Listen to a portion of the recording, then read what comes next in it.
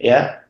Urusan kalau ada yang menuntut secara hukum, biar BP2MI yang hadapi mereka. Jadi siapapun oknum-oknum nakal, brengsek, yang tidak memiliki empati kepada PMI, Yang apalagi menerjemahkan aturan di sini mungkin bisa meyakinkan bahwa PMI tidak menjadi sasaran, tapi petugas-petugas di bandara tadi apakah bisa menerjemahkan aturan ini sesuai dengan aturan tadi? Nah, ini yang kami tidak ingin terjadi. Jadi bagaimana semua pihak, termasuk petugas bandara, itu juga akan menyetujui apa yang disampaikan oleh Pak Risto tadi, misalkan bahwa pekerja migran bukan menjadi sasaran utama dalam aturan ini. Terima kasih. tentu mudah-mudahan tidak terjadi apa-apa ya, sebagaimana yang digaransi tadi oleh Pak Risto.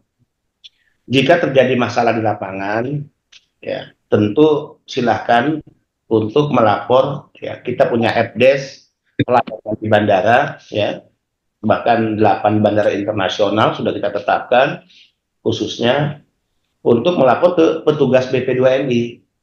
Ya, bahkan saya selalu mendoktrin ya para PMI, kalau kalian ada masalah dipersulit, ya ada perlakuan yang tidak wajar, udah kalian viralin aja, ya.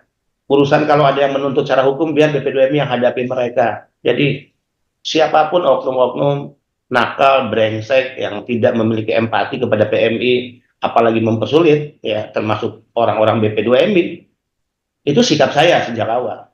Ya, hukum mereka secara sosial. Tindakan disiplin tugas saya. Ya, contoh kemarin di Bandara Suta, pasti udah dengar ceritanya. 30 kita ganti. Itu gelondongan, nggak ada. Ya, kita ganti 30 orang petugas dengan staf baru semua. Yang kedua, Mbak Sringatin, usulan Mbak Sringatin ini keren, revolusioner.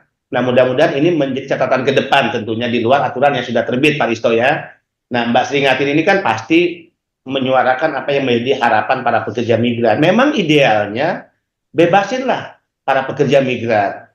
Toh mereka ini penyumbang devisa. Saya selalu menyebut 159,6 triliun di hadapan wakil presiden di Istora Senayan di tenis indoor saat Migran Day. Saya sebut negara ini pelit amat sih kalau bicara pekerja migran Indonesia.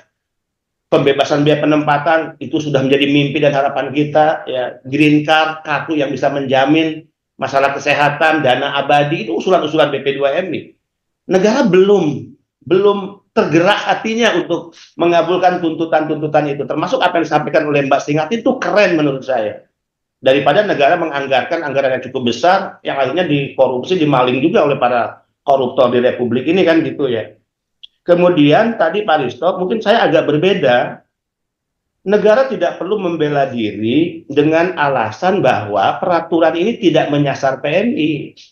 Sebetulnya sudah sangat jelas menyasar. Jadi menyasar penumpang umum dan menyasar PMI. Toh di aturan ini ada kekhususan PMI, tapi menyasarnya dalam konteks positif, di mana PMI yang disasar dengan pemberian relaksasi dengan jumlah tertentu dan jenis tertentu. Nah, mungkin juga kata menyasar ya diperjelas atau diperhalus oleh Pak Risto, karena dikhawatirkan PMI ketika menggunakan diksi menyasar seolah-olah tujuannya negatif, kan tidak selamanya negatif ya. Ibu Seringatin tuh benar tuh ya. Daripada apa? Saya catat serius nih Mbak Seringatin. Yang paling banyak ke luar negeri adalah PMI. Oke. Kemudian yang sering pulang ke Indonesia adalah PMI. Tapi yang sering ke luar negeri untuk belanja itu bukan PMI. Itu para turis. Bahkan kasus di Republik ini kan justru menyedihkan ya. Ada pejabat negara nyelundupin barang masuk Garuda lagi. Kan gitu ya. Karena menghindari pajak. Nah, ini menyakitkan PMI menurut saya. Jadi hal-hal tertentu ada ketidakjelasan gitu ya. Orang-orang kaya berduit punya kekuasaan bisa menyelundupkan barang, tapi PMI kok kurang mendapatkan perhatian. Ke depan saya setuju. BP2MI ya artinya tidak berhasil memperjuangkan 40 juta per tahun dalam barang kiriman PMI ya. Email kita berhasil walaupun hanya baru 2 handphone ya. Kemudian juga barang pindahan walaupun dengan relaksasi pajak yang menurut Ibu Seringatin masih rendah dan belum ya, memberikan pembelaan yang sungguh-sungguh. Saya setuju. Ya tentu saya nggak malu untuk menyampaikan permintaan maaf. Itulah perjuangan yang baru bisa kami lakukan. Kami belum bisa memberi lebih sebagaimana harapan-harapan dari Mbak Sri Katin untuk Suatu saat idealnya adalah dibebaskanlah barang-barang kiriman, barang bawaan milik PMI. Saya pernah terbuka menyampaikan, stop cara berpikir negara yang selalu mencurigai PMI. Stop dan hentikan cara berpikir negara yang mencurigai PMI kalau bawa barang banyak. Seolah-olah ini justice.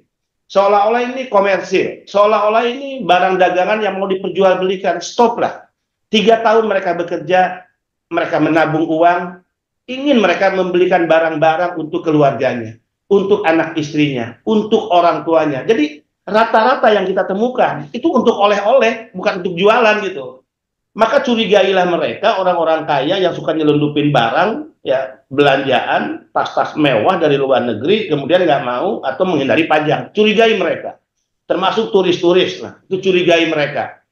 Ya, jangan-jangan pakai paspor biru atau paspor apa ini diplomat, ya, tapi juga nyelundupin barang misalnya. Nah, yang begitu-begitulah yang negara harus mencurigai daripada kita menghabiskan energi mencurigai terus para pekerja migran Indonesia. Catatannya adalah Mbak Sringatin terima kasih. Ayo kita berjuang bersama. Mudah-mudahan mimpi Mbak Sringatin dan PMI satu saat idealnya adalah dibebaskan. Mudah-mudahan menjadi bisa diwujud nyatakan lah ya. Itu juga harapan kita. Kita akan tetap mengawal perjuangan itu.